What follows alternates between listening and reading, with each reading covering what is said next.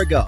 And one day, Jerry Reinsdorf announced new general manager Chris Getz by saying, the 2023 season was my 43rd season in baseball. It was absolutely the worst season I've ever been through. It was a nightmare. It's still a nightmare. It's embarrassing, disgusting. All the bad words you can think of is how I feel about the 2023 season. It was just awful. Ayo, welcome into the CHGO White Sox post-game show as we recap. Joey, do you have that sounder? I'm so sorry to go to you right away, but what is this from our friend Hawk Harrelson? History! 107 losses for your Chicago White Sox. History! The 2024 team breaks the 1970s team record of most losses in a season. Check your calendars, folks. September 1st. There's 24 games left. 13 games away from the MLB record of most losses in a single season set by the 1962 Mets. You are live to history. That's Herb Lawrence. Hello. Ecknerwall23 is our CHGO White Sox community leader. I'm Sean Anderson. You can follow me at Sean_W_Anderson. You can follow the show at CHGO_White Sox. Our producer today is Joey Spathis. We'll be joined from Guaranteed Rate Field by our CHGO baseball writer, Jared Wyllys. He does Cubs. He does. He does Sox. You know, does it all. Alice in Chains can't put him in a box. You know, get it? I get it. Yeah, Matt Spiegel's walkout. I don't know. I for some reason that stuck with me. Everything else. That and that he's the Feldco guy. Hey, babe. Right? Yeah. Yeah, Feldco guy. But I'm with our guy, Teddy. Let us know your thoughts about history. Hit that thumbs up button. Make sure you're subscribing to the CHGO White Sox or to the CHGO Sports YouTube channel. But our guy, Teddy, saying losing this much should be classified as a war crime. Herb, how you feeling? Because I'm with Teddy. I'm feeling great. I'm glad. You're great. The White Sox aren't. Oh, man, the White Sox are really bad. You know the weird thing about this whole thing? I know they've lost a franchise record, 107 games with 24 to go. It's their 10th straight loss, and we're like, oh hum. Like they got another multiple. I mean, this is third double-digit losing streak of the year. And this is per Kevin Kaduk, so if it's wrong, you know him. who to blame. Yep. But he said, I also believe they now own the 3 longest losing streaks in MLB this year. So they own the longest in the 21 straight games. They own the second longest with 14 straight, and now 10 and counting. Yeah. And it gets easier, right? No. Oh, it doesn't? Oh, they play the Orioles? Oh, good. Oh, okay. Eloy Jimenez finally hit a home run after 58 games. He's probably going to hit 5. I just know it. I know it, that man with his 6-degree launch angle in Baltimore is finally going to unload a monstrous, gargantuan shot. Is Kai Busch still on the team? No. If he was, it'd be off Kai Busch. Yes. But literally, you know how they moved that wall back like 50 feet and like 15 feet high in Baltimore? It's going to go to the second deck. It's going to clear that wall completely. It's going to go to like those back rows for our guy, Eloy Jimenez. Hi, Mom. Oh, you definitely know he's going to be going to Baltimore. I know it's not here, right? It's in Baltimore? Yeah, it's in Baltimore. Whew, man, it's going to be so bad that Eloy, they're going to play him every game, too. You know, he's been getting sparingly time and getting that playing time the other day in Colorado, finally hitting that home run, which is like 440, but like a wall scraper in Colorado, too. You know, he had to hit it as hard as hell and be in that light air to get it over the wall. So, yeah, I'm excited for him. I'm excited for the Baltimore Orioles to get 3 quick wins, as they are. They got 4 quick wins earlier in the year when they vacuumed the White Sox, and we'll be talking about vacuums a little bit later. But, yeah, this is not going over, friends. I don't think it gets over until they play the Oakland Athletics, like, next week. So maybe. The last time they broke a losing streak? It was, yeah, exactly. So hell's coming to breakfast and dinner and lunch and they're going to have seconds, too. Yeah, and whatever you want to be doing. Because Garrett Crochet pitched his ass off today. No offensive help. And it looks like every single subsequent outing for Garrett Crochet, shorter and shorter. So you won't have him to kick around this year. Yeah, but hey, I mean, we'll talk about him a little bit later when I'm in a better mood. He was hitting 100. He was setting franchise records, and then they checked the record book, and they're like, oh, maybe it's not the record, but he's close. Just to correct Kevin, they do have the 3 longest losing streaks now with their 10th loss today in a row. But the Pirates also had a 10-game losing streak this year from August 4th to August 14th. So we're going to claim that. So if the Losing's our bit. If the White Sox lose one more game, they'll have the 3 top losing streaks in baseball. They will. They're going to lose. I mean, come on. The 2024 White Sox, obviously, again, broke the 1970 team's record for most losses in a single season. 107 losses and counting, 24 games left. They've been shut out 15 times, including today, 2-0 loss to the New York Mets. Swept 22 times, including the series against the New York Mets. They've blown 51 leads. They own the 3 longest losing streaks in MLB this year, and again, 39 and 126 in the Chris Getz era. And let's just compare this to the 1970 and 2024 Chicago White Sox. The furthest the White Sox have been behind, now with this loss, 47 and a half games. Okay. The longest the 1970 White Sox were back, 42 games. Most games under 500, the White Sox with this loss reached 76. I don't even think there's any numbers anymore for it. I think all the numbers have been worn. Next time we'll hit a number is La Pantera at 88. Most games under 500 for the 1970 White Sox, 50. Longest losing streak, obviously for the Chicago White Sox this year, 21. Longest losing streak for the 1970 Sox, Herb? I'll say 12. 8. Ooh. Didn't even get to double digits. They were hot as hell. Come on. Time shut out by an opponent. With today, the White Sox have now been shut out 15 times. The 1970 White Sox? I would say 4. 8. There you go. And then blown leads, the White Sox with 51 blown leads in 2024. That includes games eventually lost after having the lead. The 1970 White Sox, 40. So this isn't even in the same ballpark as the 1970 White Sox. You haven't seen a team this bad. Well, I guess you're currently watching this team, but your dad hasn't seen a team this bad. Your grandpa hasn't seen a team this bad. Your great-grandpa hasn't seen a team this bad. I think you probably have to go back to your great-great-great-grandpa, and maybe, just maybe, he was over in America watching the Cleveland Spiders. But that takes a lot. I mean, maybe he played for the Spiders. That some bitch doesn't remember that at all. You got stories. No, that's dude does not remember it if he is alive. So, yeah. No one alive remembers that Cleveland Spiders team. So you're watching the worst baseball team in history. Like, they're going to obliterate that Mets thing, that 62 Mets thing. Mm-hmm. They're going to absolutely obliterate that. They only got, 14 games to go? To break? No, 8 games. 8 games to lose, and they're done, right? No. Was it 13? 13 games, and they're done? Right, because they're 107? Oh, well, I guess it would be 12, because if they'll just tie it. You're asking folks to do math. Don't ask just to do. Yeah. So, 13 losses would reach 120. Oh, my God. So if they go 9-13? No. 9 wins is very generous in these next 24 games. Why are you guys at 11-13? 11-13. They have to go near 500. Get hotter than shit. To not break that record. Sorry. Hotter than stuff. Hotter than stink.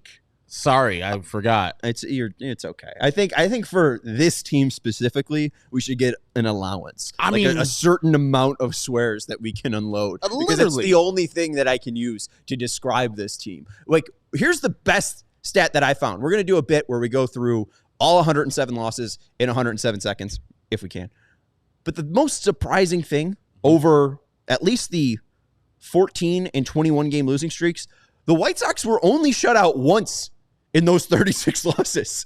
So if you take out all of those games, they've still been shut out 14 times. Yep. I mean, like, they have had so many unique ways to lose this year. So many pathetic ways to not show up to the ballpark. And whether it's Grady Sizemore as the manager, whether it's Pedro Grifol as the manager, just absolutely brutal, consistently brutal play from the White Sox. I think Luis Robert has had the worst month in his career. Yes. I don't think he's ever looked worse. He can't buy a hit. He can't find a hit. He can't. At this point, it's just he can't lock in. And it's all about the organization. He himself, I don't know if I use the word checked out, but all these players more than likely have checked out of this season. There's very few of these players that's like, okay, I'm still playing, heads down. My stats are my stats. This season is this season, but I'm a professional. I put the uniform on. My check's clear. So what I'm going to give you is what I give you. But unfortunately for most of these players, they're human. And so they'll see something of the record and say, there's no reason for me to try.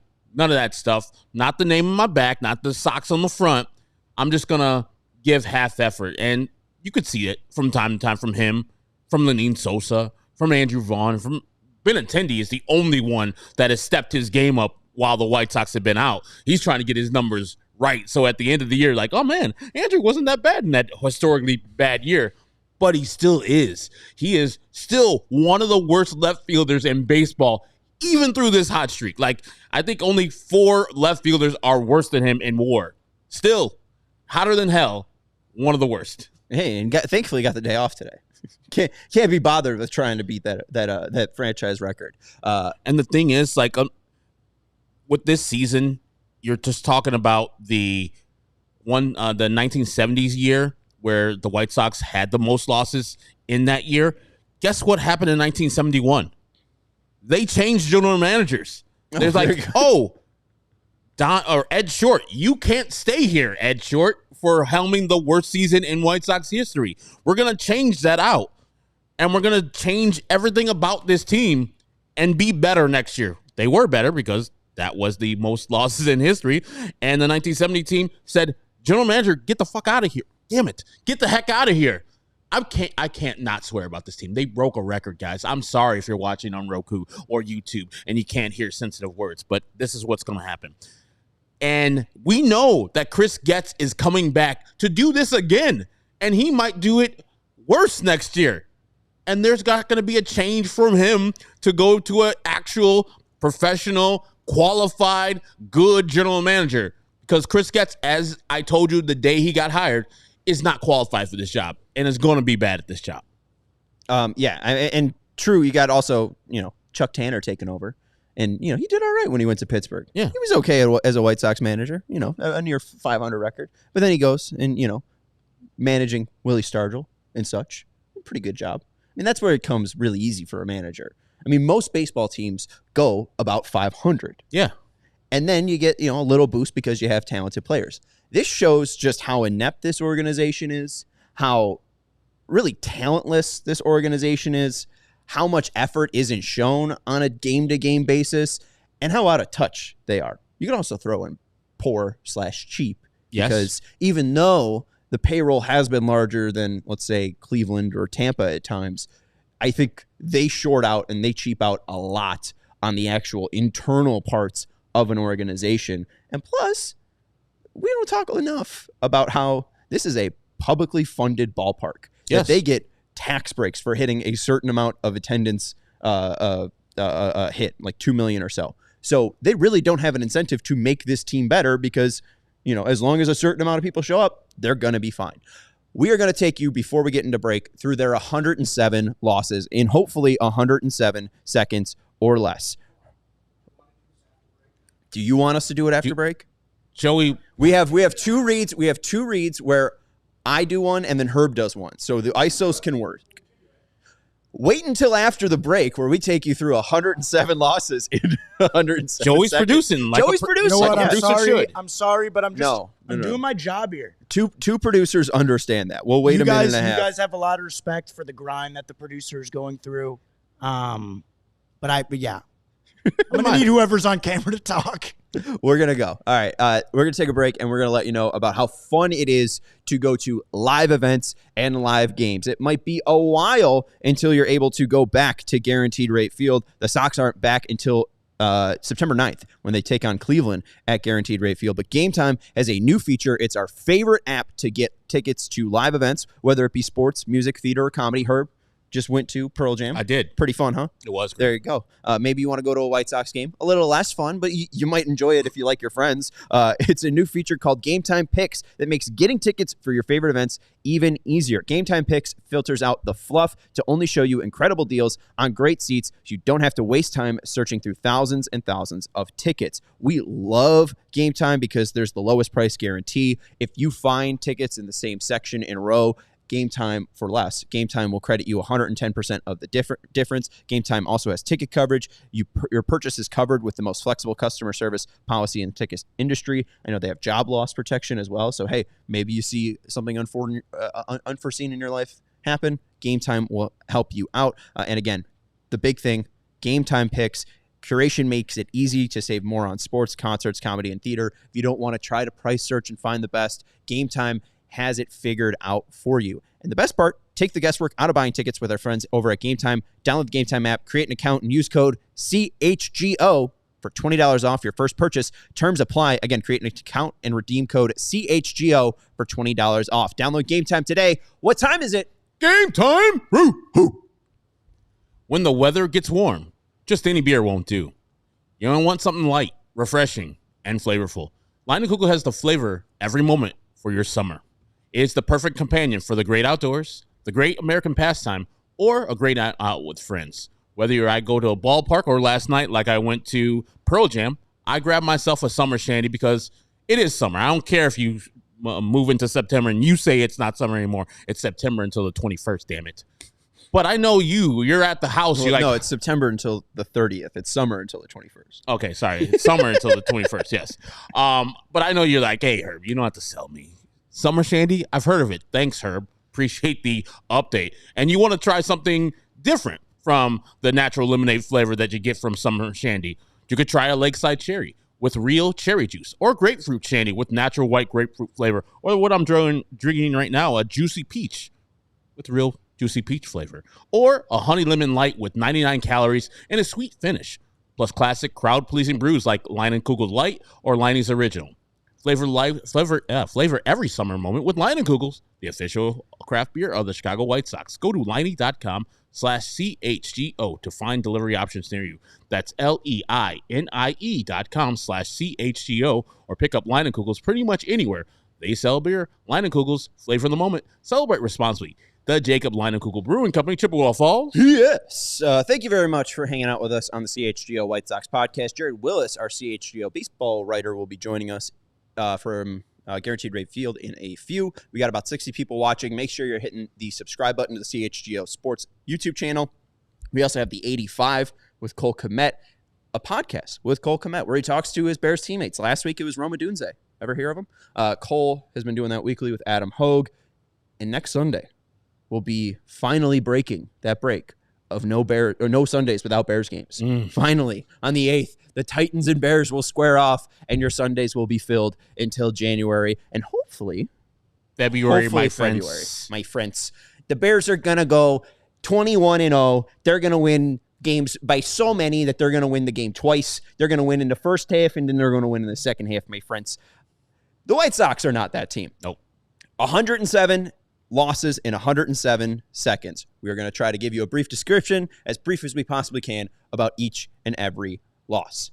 Are you ready, Herb? I am ready. Loss number 1, the first of many. Loss 2, made a bad, Sox worse. Loss number 3, first sweep. Loss 4, Braves nothing, 9-0 shutout. Loss 5, Royals score 8 in the 7th. Loss 6, Sheets solo home run only offense. Loss 7, third shutout. Loss 8, first vacuuming by the Royals. Loss 9, fourth shutout. Loss 10, first walk-off by Josh Naylor. Loss 11, Ellie De La Cruz. Loss 12, 2 hits by the Red.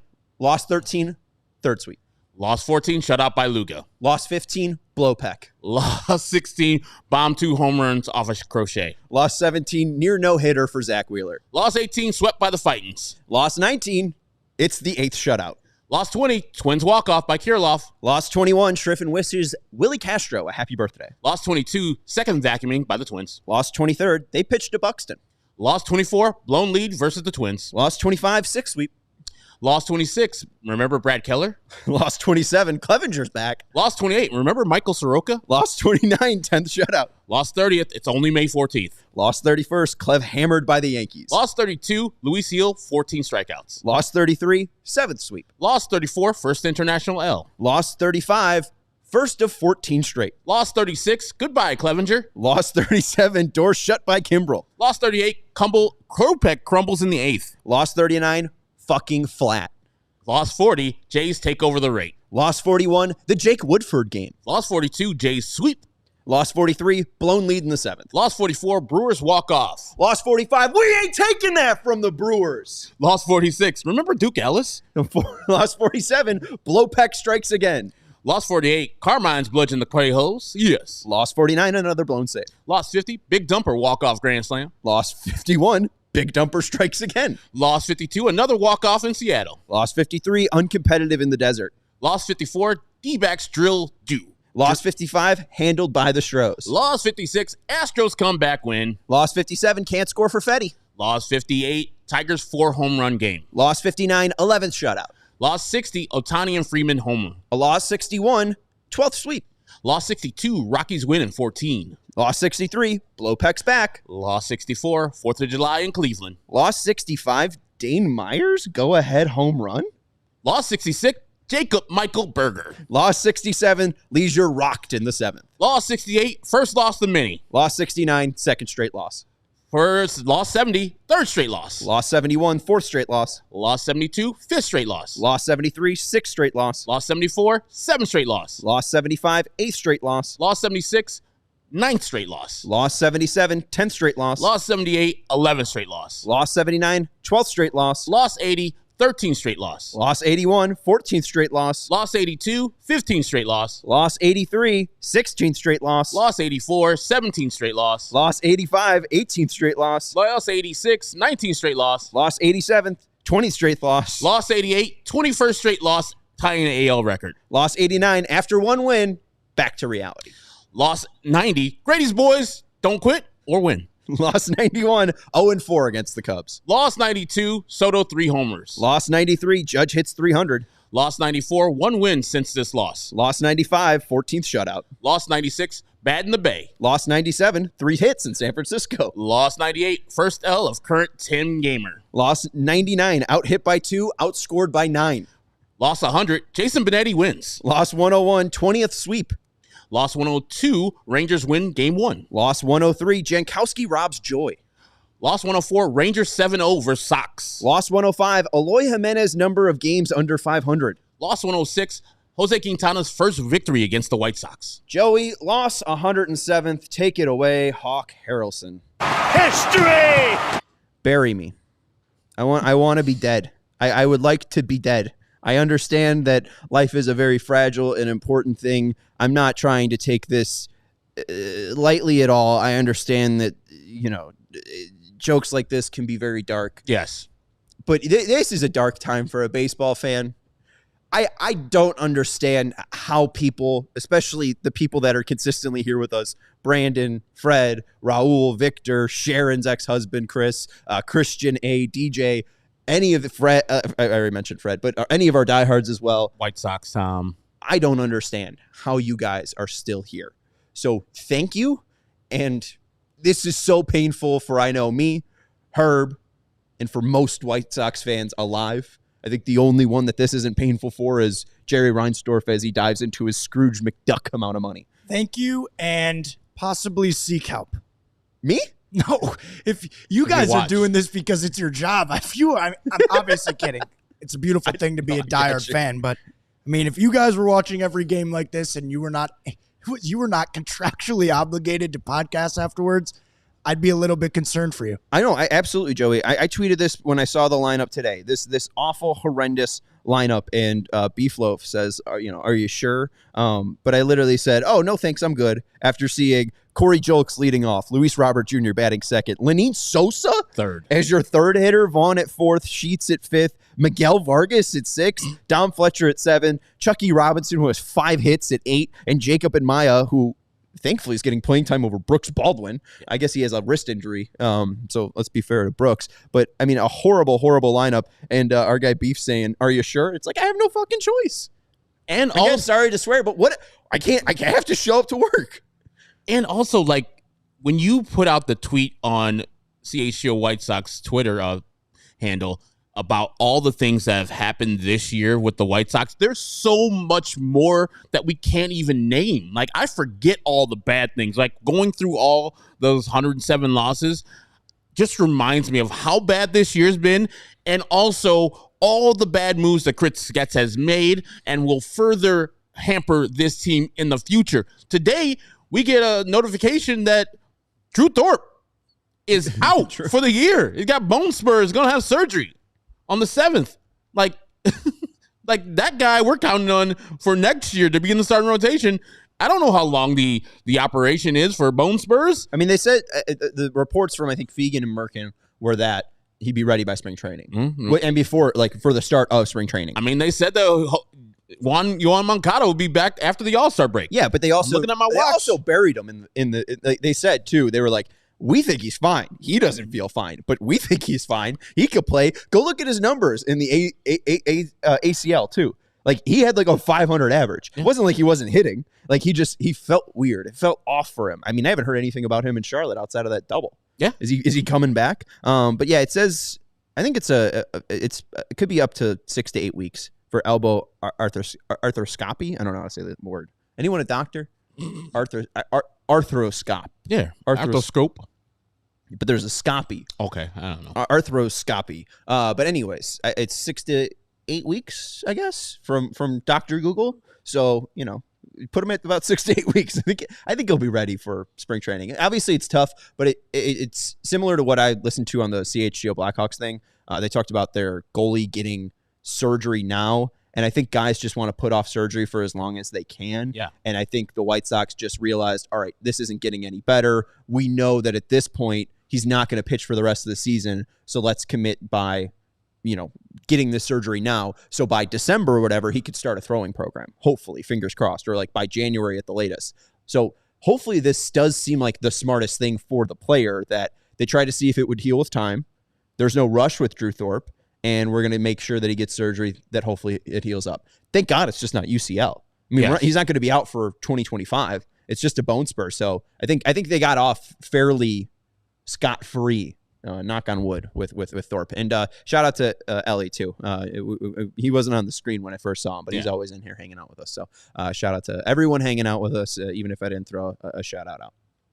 Yeah, it's just so sad that this team is going to go down as the worst in the history of baseball, and zero things are going to be on the mend. There's not going to be an offseason where we're going to be like, yes, that's the move that's going to at least stem the tide, because the 100-plus losses, 106 losses of 70, they won 78 the next year. So they did something actively to make that team from 1970 White Sox to the 1971 team to be mediocre. We're years away from mediocrity. With nothing on the horizon, with a miserly owner, general manager doesn't know what the heck he's doing. Manager search for whichever manager wants to come up here and be the guy, which is going to be very hard. I know people are talking about Skip Schumacher, but the Mariners have an opening. You don't think he would more likely go up to the Mariners and enjoy a better team and a better organization up there? Yeah, with Jerry DiPoto, a better general manager. Yeah, I would think Skip Schumacher would say, "I'll go up to the Great White North." That's Canada. To go to the Great Pacific Northwest instead of going to Chicago and be fired 3 years from now because nothing improved.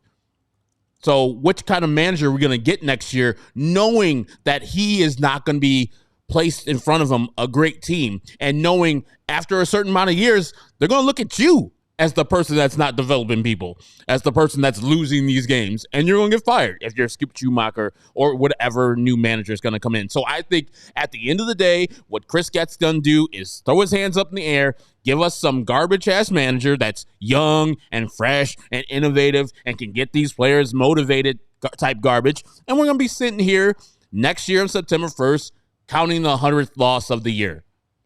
Maybe more. And just to add on, too, to the embarrassment. This is from Merck. They finished 0-10 on this homestand and have lost 10 straight overall. It's the first 0-10 homestand in franchise history. They broke their own record. They had their first 0-7 homestand earlier this year. Yes. Shit. They're just breaking their own records. Every single day, they're breaking their own records. And they could still break the AL record for most consecutive losses in a row. They only got 12 to go. Yeah, hey, just keep losing. All right, we're going to take a break before heading out to Guaranteed Rate Field to talk with Jared Wyllys, who spoke with Garrett Crochet and Grady Sizemore after today's game. Hit that thumbs up button if you haven't already, and make sure you subscribe to the CHGO Sports YouTube channel. And Woodchuck saying, this record is not good enough. We want the MLB record. Don't worry, Woodchuck. They're on their way. They're gonna. Just time needs to pass. We want to let you know about our friends at Family Farms. Our deck out there is sponsored by our friends over at Family Farms. You're going to be seeing some Family Farms CHGO Bears content soon with the season starting on the 8th. Family Farms' culinary journey is woven with passion, dedication, and a commitment to crafting the finest bacon-wrapped chicken, a timeless delicacy that has tantalized taste buds since 1974. Join them on this flavorful adventure where every bite tells a story of tradition, quality, and the enduring spirit of Family Farms. The tradition continues, and you can now find Family Farms bacon wrapped chicken even easier. Look for them in the meat department at your local Woodman's, Mariano's, and Burcott's. And if you're craving a taste of home without leaving yours, check out baconwrapchicken.com or click the link for our Amazon store, which also includes the legendary Rocky Rococo's Italian sausage, and find out where our new amazing Cajun Nation flavors will become available with an authentic Louisiana bite. Our friends at Cajun Nation hung out with us not too long ago. Pop of flavor from those guys. Experience the flavor that becomes a family favorite for generations. Visit your nearest Woodman's, Mariano's, Burcott's, or on Amazon. You can also check out baconwrapchicken.com. We also want to let you know about our friends over at Rugged Road. Maybe you're trying to escape from the White Sox. Escape with Rugged Road. Rugged Road is dedicated to crafting and creating innovative and durable outdoor gear for adventurers who demand the best. Their products are designed with the highest quality materials and craftsmanship, ensuring they perform in the toughest conditions. Whether you're on land or water, Rugged Road gear is built to accompany you on every adventure. The coolest thing is that they're floatable. One of the most unique features of Rugged Road's coolers is their ability to float upright, so you'll never lose a drink, and their lightweight design makes it easier to bring it wherever you're going. Unlike other heavy-duty coolers, Rugged Road coolers are light, making them easier for transport on any trip without compromising on performance, and they have a ton of durability, and you can depend on them because they're crafted to handle the toughest environments. Their coolers are built to last, ensuring they can keep up with any adventures. Their coolers are guaranteed to keep their contents cool for up to 7 days, but oftentimes much longer than that. So gear up for your next adventure with Rugged Road coolers. They're reliable, durable, and built to be used. Rugged Road is your ultimate outdoor companion. Head to ruggedroadoutdoors.com and use code CHGO for 10% off. Maybe you do just want to get off the grid. Maybe you do just want to, numb yourself to White Sox baseball. Just go get a cooler and fish and go on a lazy river cooler and put that Rugged Road cook some fish thing there and just grab some brews every once in a while. Grab a Leinenkugel out of that Rugged Road. Very nice. Let's head out to Guaranteed Rate Field. Our pal, Jared Wyllys. You could follow him on Twitter at JWyllysWise instead of Eyes. He is our baseball writer over at CHGO Sports, covering history today for the Chicago White Sox, the 107th loss, breaking a franchise record. Jared, what was more exciting, the 107th loss and breaking this franchise record, or Garrett Crochet thinking he struck out the most consecutive to start a game, but then later finding out that it was Lucas Giolito who struck out 8? Well, it confused us even up here in the press box because there were announcements about him tying the franchise record, and they mentioned Carlos Rodon and Joe Cowley, but no mention of Lucas Giolito up here. So it was a tough day for all of us on that front. But yeah, quite an exciting start to the game, even though, you knew no matter what he did the first few innings that this was going to be a short outing. That's just the way it's been now for multiple months. But 7 in a row, that's old Crochet. Still got it.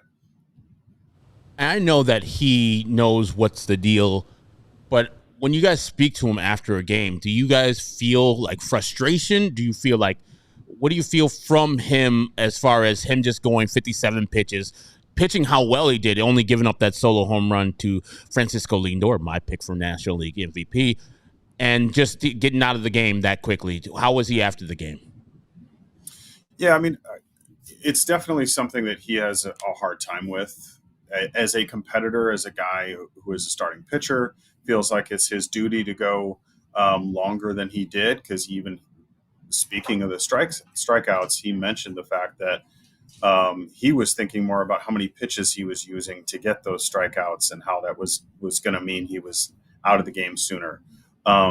So, he's definitely bothered by it, but just in the sense that he's a competitor who has a job that he feels like he's supposed to do and is unable to do to the fullest extent.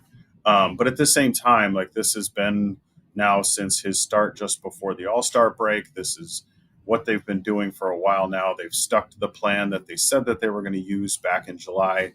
So I think at least on that part of it is he he's expecting it. He knows what the deal is. He knows what they're going to do, even if he's feeling like he doesn't particularly like it. I do get the sense that he's kind of tired of talking about it. Maybe the questions about that sort of thing are probably starting to get a little stale for him. But the good news is he's still hitting over 100 miles an hour, so the guy's still feeling good.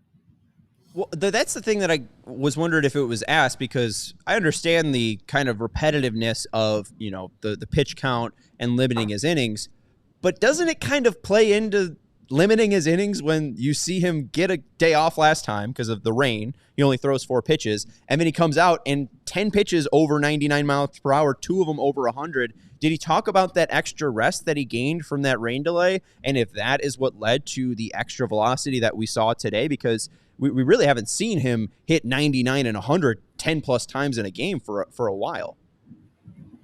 He didn't mention that specifically, but he did talk about how good the work in between starts has been going, and I do think that sticking to that the plan that they talked about back in July of keeping him on the 5-day rotation, continuing to treat him like a starter who's going to go every 5 days. He mentioned that as being something that has helped him to continue to feel good. But although he didn't cite it specifically, you do kind of have to wonder that it's essentially been, it's almost like he skipped a start. Like, yeah, he put the work in between, but the day he was supposed to start, he threw 4 pitches and then it's over. So, a little extra juice there today.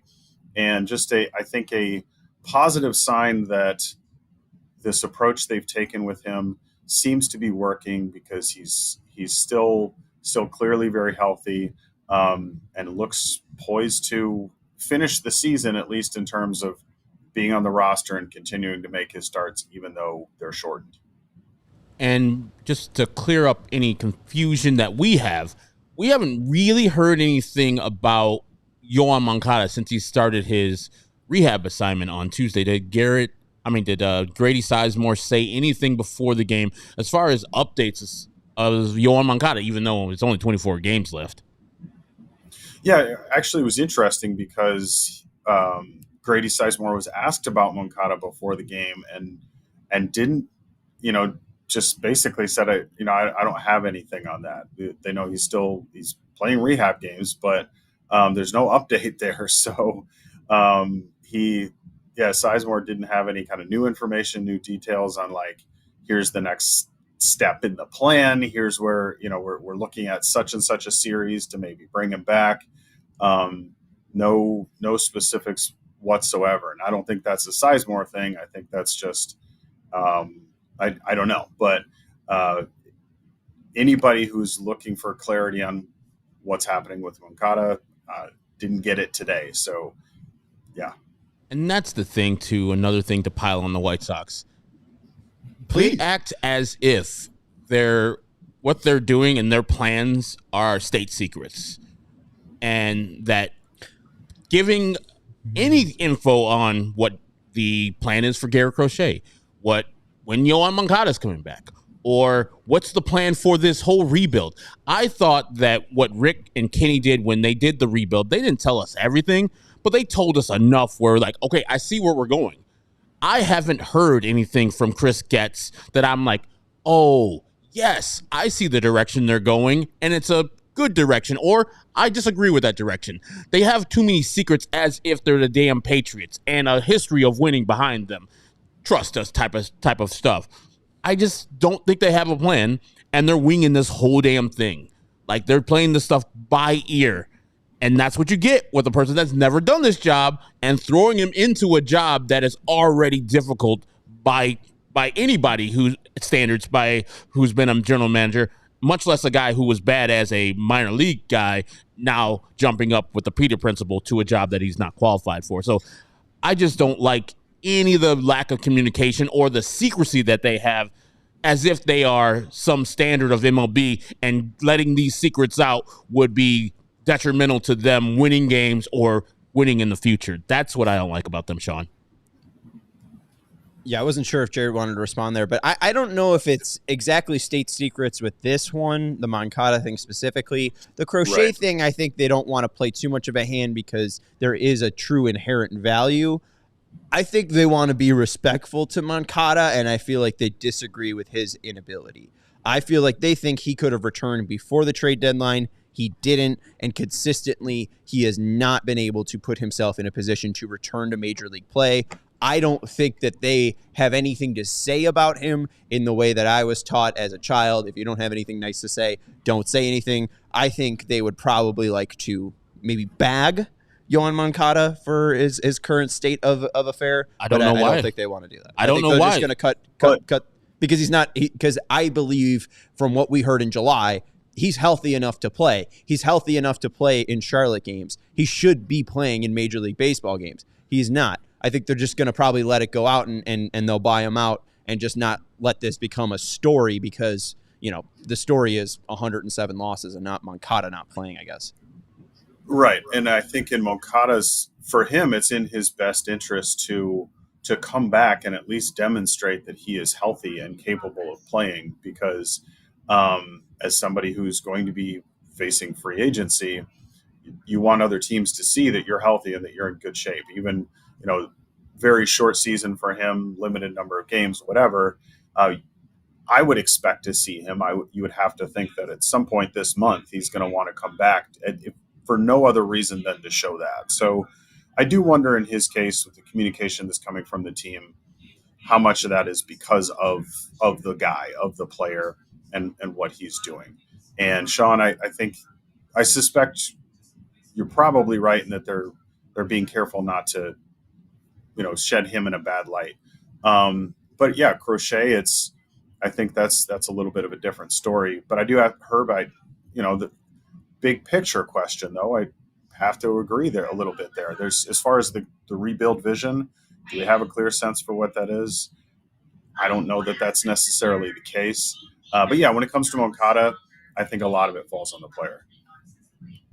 Crochet, I think we saw a little bit of Getz speaking outside of the state secrets, and that, in my opinion, hurt him. So I don't know. Like, I can't say that they've been super secretive because in the moment he wasn't, I was calling him kind of an ass for running his mouth. So I don't know. Like, I get your point. But that's also a thing where they don't know what they're doing. Like, a general manager who was worth his or her salt would have nipped that in the bud, would have been already talking to the agent. And we already knew that Garrett Crochet there was already out there in public, either Vinny or Merck or Daryl had wrote about that Garrett Crochet wants an extension. He wants some assurity if he gets traded. That was already out there a long time before the trade deadline.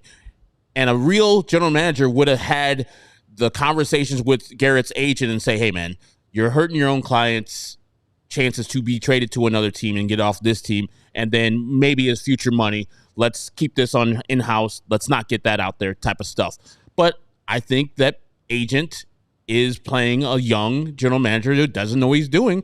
And also that's conversation, making it loud and clear that they're going to trade Garrett Crochet, is hurting Garrett Crochet's return market eventually. Because every team knows, just like you did last year with Dylan Cease, you're trading this guy. And we're not going to come to your number.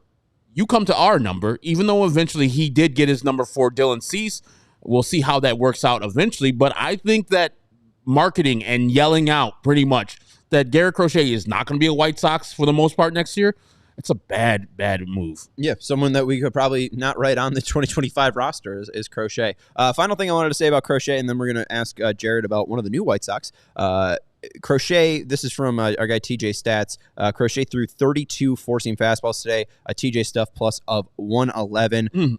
18 cutters, TJ Stuff plus of 111, 4 sweepers, TJ Stuff plus of 105, 3 changeups, a TJ Stuff plus of 108, 57 pitches, 111 Stuff plus on 3 1/3, 3 hits allowed, no walks, 8 Ks. The Stuff has been phenomenal consistently. Start in and start out. He really hasn't had a major dip in effectiveness and stuff, and that has been easily by far the lone bright spot for the 2024 White Sox. So thank God for Garrett Crochet. Thank him for his existence because, I mean, imagine if they didn't have him. They'd have like 120 losses already. Jared, newly added to the Chicago White Sox roster is a player they picked up in the Dylan Cease trade. Jairo Iriarte is now in the White Sox uniform. What can you tell us about his availability in September, and what will his role be? Yeah, so I don't know how much we will see of him because Grady Sizemore said the plan is to, like, his exact words were, we're going to take it slow. Because Iriarte was a starter and they don't necessarily want to use him out of the bullpen in the traditional sense. What you're probably going to see are a lot of one-inning outings and a lot of outings where he's coming in like to start an inning, a lot of clean, coming in clean. I don't think you're really going to see him come in during an inning very often, if at all, because he also talked about kind of giving him multiple days off in between outings so that he can kind of, in many ways, continue to function like a starter. So my belief is that they want to go into next season still using him as a starting pitcher. And so as much as they can give him this major league experience while still having him function like a starter is going to benefit him. So yeah, you may not see a ton of outings from him, and none of them are going to be very long, but I do think we'll get at least a little bit of a look and see how he goes up against major league hitting. We have a super chat that I didn't get to for a while, so let's cut in real quick. Victor Von Doom with the $2 super shot. Thank you very much. Happy Labor Day weekend, fellas. So happy Labor Day, Jared, Vinny, Herb, myself. The reason Vinny's off is because it's Labor Day, so enjoy your time off. Hey, Joey, happy Labor Day, man. Hey, happy Labor Day to you, Sean. Thanks, dude. Time really flew by this summer. Really has. We're off tomorrow. All of CHGO is off tomorrow on Monday, so no reaction from any of the shows, but we got stuff on Tuesday, Wednesday, and Thursday. Jared, I do want to ask a little bit about Luis Robert Jr. Was there any talk about him likely the worst month of his career in August? Is there anything specific that Grady can say? I know that earlier it was just like he's just out of it. Like he just kind of needs to snap back into it, but we really haven't seen that snap. No, we really haven't. And honestly, this is genuinely the worst I think any of us have ever seen him. Just looks, I don't even know if lost is the right word, but it's hard to imagine that his head and his heart is fully in it at this point, because at least looking at what he's doing on the field, it doesn't look like that. So there wasn't necessarily specific talk about him today, but I think we saw today more of what he showed throughout August. A couple of flyouts on balls that maybe, with the contact that he made, he's capable of hitting a lot farther than he did. A strikeout at a key spot in the game. And even the one time that he did get on base when he was hit by a pitch, he gets thrown out trying to steal second pretty easily. So there just wasn't anything about what he did today, at least at the plate, that was going to help the White Sox win this game. And honestly, you only lost 2-0. It's not like this was one that was way out of reach. And the Mets didn't score that second run until the very end anyway. So it was a one-run game for most of the afternoon. And the one guy who's probably most capable of taking away a one-run lead, Luis Robert, never does anything at the plate to make that happen. And when he got caught stealing, that was the one time when they got a couple of hits in a row after that. He would have been the game-tying run at that point, but had taken himself off the bases. And so, it's lackluster for sure.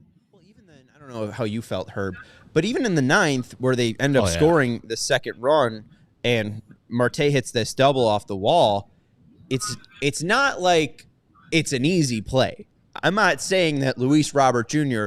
throwing his body into the wall at full speed is going to be an easy play, but we've seen him do it before. Thank you. And there was no interest in doing anything like that. And for a 107 loss team, when you're making millions of dollars and you likely think you're going to be on a different team next year, I don't blame you for protecting your body, but also it does seem like there is just a little lack of something. Yeah. But go ahead, Jared. Sorry. You know that if the White Sox were in a position where they're fighting to win the division or fighting for a playoff spot, he's probably going to play that ball a lot differently. So, yeah, you're right. I think there's something to be said for he knows what he's doing when he lets that one bounce off the wall instead of bouncing his body off the wall. But, again, like you said, Sean, it's stuff that we've seen him do before. You know what he's capable of doing and just doesn't do it. And the thing is, too, like, I hear what you're saying, Jared, but I expect that, and I always say it, I expect championship performance out of him because he is an elite athlete and a player that you've seen last year and glimpses of years before that he can be a top 5 MVP candidate every single year he plays Major League Baseball. And this year is inexcusable for him. Like, I don't give a goddamn if the team sucks. You got to show up. The team sucks is because you suck. That's what I would look at Luis Robert. Yeah, there's 25 other dudes there, but you're the guy. Well, you're the main guy. I know Andrew Benintendi gets paid more. Well, no, but I was going to say Garrett Crochet's been pretty damn good, and they still have 107 losses. Yeah, he's played well, but Luis Robert hasn't played well, and the team's bad. If Luis Robert plays like he played last year, the team's not losing 107 games. They might come to the 101 like they did lose, but they're not on obliterate the record for most losses in the season. Well, and as Chicago dude says, and Jared, I'll go to you right after this.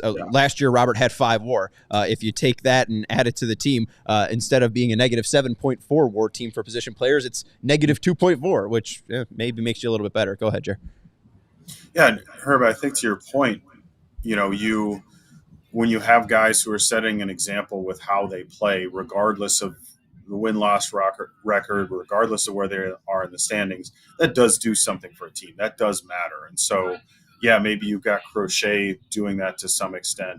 But when you have other guys who are leaders on the team, and it doesn't have to be a leader like Luis Robert isn't going to be, talking people up in the locker room or the dugout. He's not necessarily that kind of a guy, but other players pay attention to whether or not he tries to make a play on that fly ball at the wall in a close game, the kind of at-bats he's having, whether or not they're competitive, that kind of stuff, what he's doing before and after games, all of that stuff matters too.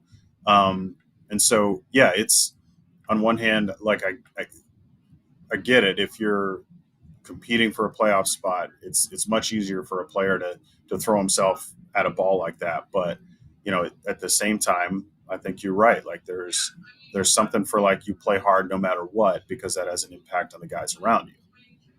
Jared, anything else that we might have missed from the ballpark today? We did get news on, I don't know if you guys talked about Drew Thorpe or not. We spoke to him briefly, and he just said they're planning to shave the bone spur down, not necessarily remove it altogether. So, that sounds kind of uncomfortable to imagine, but he said he's feeling good about his recovery and going into the offseason being as healthy for as much of it as possible so he can go into spring training ready to go. Did he give you a timeline at all? We Googled it. It was about 6 to 8 weeks. I don't know if he said 6 to 8 weeks. I don't know if he said that specifically, but let me, he said a little shorter than that. Okay. But he did say he'd be ready to ramp up for spring training. That was his quote. So before I forget, it's not necessarily a question, but Andrew Vaughn, we're talking about people who have quit or have, maybe mailed it in. Over his last 25, just me counting his last couple at bats. 0 for 25. Is that good? That's good, as the kids would say. Hey, I believe he's the Heart and Hustle Award winner for 2024. So go hustle there, kid. Maybe it's Andrew Benintendi. All right. I think that's it. Did Drew talk about if he wanted it to get healthier? Like, was that the wait before, like, why they waited until surgery? Like, why now on September 7th to announce the surgery? Was it just like they were waiting for it to, like, see how it will end up, and then just now, since we're at this point, it's like get the surgery and have the fullest offseason you can? Yeah, because it was the way he talked. It sounded like something that there was potentially, if it had this had come up earlier in the season, he might have actually tried to pitch through it. But he said that this close to the end of the season, his words were, we just didn't feel like it was worth trying to push it. He did say that the flexor stuff has gone away, so that's feeling good.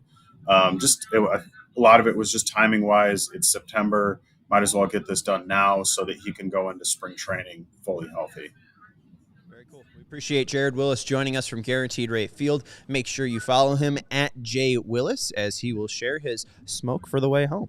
Anything fun? Anything you going with a classic? I go with a favorite on a day like this. I've got a La Fontana. Those are my go-to. When in doubt, I grab one of those.